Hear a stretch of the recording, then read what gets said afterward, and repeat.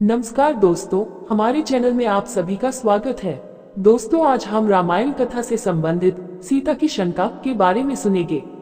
तो आइए दोस्तों सुनते हैं। मार्ग में सीता ने रामचंद्र से कहा, आर्यपुत्र, यद्यपि आप महान पुरुष हैं, किंतु सूक्ष्म रूप से विचार करने पर मुझे प्रतीत होता है कि अधर्म में प्रवृत्त हो हैं।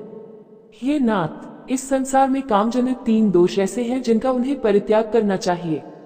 पहला कामजनित दोष है मिथ्या भाषण, जो आपने न तो कभी किया है और न ही कभी करेंगे। दूसरा कामजनित दोष है पर स्त्री गमन। आप एक पत्नी व्रतधारी और महान सदाचारी हैं, अतः ये कार्य भी आपके लिए असंभव है। तीसरा कामजनित दोष है बिना वैरभाव के ही दूसरों के प्रति क्रूरतापूर्ण व्यवहार। ये तीसरा दोष अर्थात क्रूरतापूर्ण व्यवहार ही आपके समक्ष उपस्थित है और आप इसे करने जा रहे हैं। आपने इन तपस्वियों के समक्ष राक्षसों को समूल नष्ट कर डालने की जो प्रतिज्ञा की है, उसी में मुझे दोष दृष्टिगत हो रहा है। आपके लक्ष्मण के साथ धनुष धारण कर इस वन में प्रवेश करने के कार्य को मैं कल्याणकारी नहीं समझती। मुझे यह उचित नहीं लगता कि जिन राक्षसों ने आपको किसी प्रकार की क्षति नहीं पहुंचाई है, उनकी हत्या करके आप व्यर्थ ही अपने हाथों को रक्त रंजित करें। मेरी दृष्टि में यह अनुचित और दोषपूर्ण कृत्य है। महाबाहो, पूर्व काल में किसी पवित्र वन में ईश्वर की आराधना में तल्लीन रहने वाले एक सत्यवादी एवं पवित्र ऋषि निवास करते थे। उनकी कठोर तपस्या से इंद्र भयभीत हो गए और उनकी तपस्या को भंग करना चाहा। एक दिन योद्धा का रूप धारण कर इंद्र ऋषि के आश्रम में पहुंचे और विनयपूर्वक अपना खड्ग उस ऋषि के पास धरोहर के रूप में रख दिया। ऋषि ने उस खड्ग को लेकर अपनी कमर में बांध लिया, जिससे वह खो न जाए। कमर में बंधे खड्ग के प्रभाव से उनकी प्रवृत्ति में रौद्रता आने लगी। परिणाम स्वरूप वे तपस्या कम और रौद्र कर्म अधिक करने लगे। हे स्वामी, शस्त्र और अग्नि की संगति एक सा प्रभाव दिखाने वाली होती है। आपकी यह भीषण प्रतिज्ञा और आप दोनों भाइयों का निरंतर धनुष उठाए फिरना आप लोगों के लिए कल्याणकारी नहीं है। आपको उन निर्दोष राक्षसों की हत्या नहीं करनी चाहिए जिनका आपके प्रति कोई बैर भाव नहीं है। बिना शत्रुता के किसी की हत्या करना लोक में निंदा का कारण भी बनती है।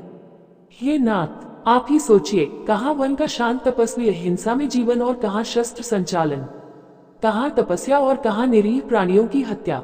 ये परस्पर विरोधी बातें हैं। आपने वन में आकर तपस्वी का जीवन अपनाया है, इसलिए उसी का पालन कीजिए। सनातन नियम यही है कि बुद्धिमान लोग कष्ट सहकर भी अपने धर्म की साधना करते हैं।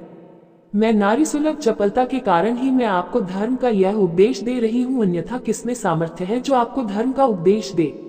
सीता के वचनों को सुनकर राम बोले, सीते, जो कुछ तुमने कहा है वह सर्वथा उचित है। मेरे कल्याण की दृष्टि से ही तुमने यह बात कही है, किंतु हम लोगों के धनुष धारण करने का एकमात्र प्रयोजन आर्यों की रक्षा करना है। यहाँ निवास करने वाले ऋषि मुनि और तपस्वी राक्षसों के कारण अत्यंत दुखी हैं। वे उनसे अपनी रक्षा चाहते हैं और इसके लिए उन्होंने शरणागत होकर मुझसे प्रार्थना की है। उनकी रक्षा के लिए ही मैंने प्रतिज्ञा भी की है। क्षत्रिय का धर्म ही असहाय और दुखियों की रक्षा करना है। ऋषि मुनि और ब्राह्मणों की सेवा तो मेरा कर्तव्य है, फिर मैं तो उन्हें वचन भी दे चुका हूँ। क्या तुम्हारे विचार से यह उचित है कि मैं उस प्रतिज्ञा को भंग कर दूं? तुम ये कदापि नहीं चाहोगी कि मैं प्रतिज्ञा भंग करके झूठा कहलाऊं, क्योंकि तुम जानती हो कि सत्य मुझे प्राणों से भी प्रिय है और अपनी प्रतिज्ञा का पालन करने के लिए तुम्हारा और लक्ष्मण का परित्याग भी कर सकता हूँ। मैं अपने प्राण का त्याग कर सकता हूँ, किंतु अपनी प्रतिज्ञा को मिथ्या सिद्ध नहीं होने दे सकता। फिर भी जो कुछ तुमने कहा उससे मैं बहुत प्रसन्न हूँ।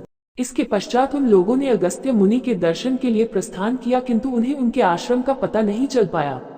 अनेक ऋषि मुनियों के दर्शन करते तथा वनों में भ्रमण करते हुए 10 वर्ष व्यतीत हो गए। इस अवधि में उन्होंने अलग अलग स्थानों में 1-2 वर्ष तक कुटिया बनाकर निवास किया। साथ ही साथ अगस्त्य मुनि के आश्रम की भी खोज करते रहे, परंतु अनेक प्रयत्न करने पर भी उनका आश्रम न पा सके। अंततः वे पुनः सुतीक्ष्ण मुनि के आश्रम में आए और बोले, हे महर्षि, मैं विगत 10 वर्ष से वन में भटक कर महर्षि अगस्त्य के आश्रम की खोज कर रहा हूँ, किंतु अभी तक उनके दर्शनों का लाभ प्राप्त नहीं कर सका हूँ। उनके दर्शनों की मुझे तीव्र लालसा है, इसलिए कृपा करके आप उनके आश्रम में पहुँचने के लिए मार्ग बताइए। मुनिराज सुतीक्ष्ण ने कहा, हे राम, तुम दक्षिण दिशा में 16 कोस जाओ। वहां तुम्हें एक विशाल पिप्पली वन दृष्टिगत होगा। उस पिप्पली वन के वृक्ष प्रत्येक ऋतु में खिलने वाले सुगंधयुक्त रंग बिरंगे फूलों से लदे वृक्ष मिलेंगे। उन पर नाना प्रकार की बोलियों में कलरव करते हुए असंख्य पक्षी होंगे। अनेक प्रकार के हंसों, बकों, कारंडवों आदि से युक्त सरोवर भी दिखाई देंगे। उसी वन में महात्मा अगस्त्य के भाई का आश्रम है, जो वहां ईश्वर साधना में तल्लीन रहते हैं। कुछ दिन उनके आश्रम में रहकर विश्राम करें। जब तुम्हारी मार्ग की क्लांति मिट जाए तो वहां से दक्षिण दिशा की ओर वन के किनारे चलना। वहां से 4 कोस की दूरी पर महर्षि अगस्त्य का शांत मनोरम आश्रम है, जिसके दर्शन मात्र से अद्वितीय शांति मिलती है। उम्मीद करते हैं दोस्तों, आपको ये रामायण कथा से संबंधित सीता की शंका के विचार सुनने में अच्छे लगे होंगे जी। दोस्तों, आपको ये विचार सुनने में अच्छे लगे हैं तो कृपया करके चैनल को सब्सक्राइब जरूर करें। इसी के साथ विदा लेते हैं दोस्तों, कल फिर रामायण कथा का इससे अगला भाग लेकर हाजिर होंगे। तब तक सभी दोस्तों को जय श्री राम जी।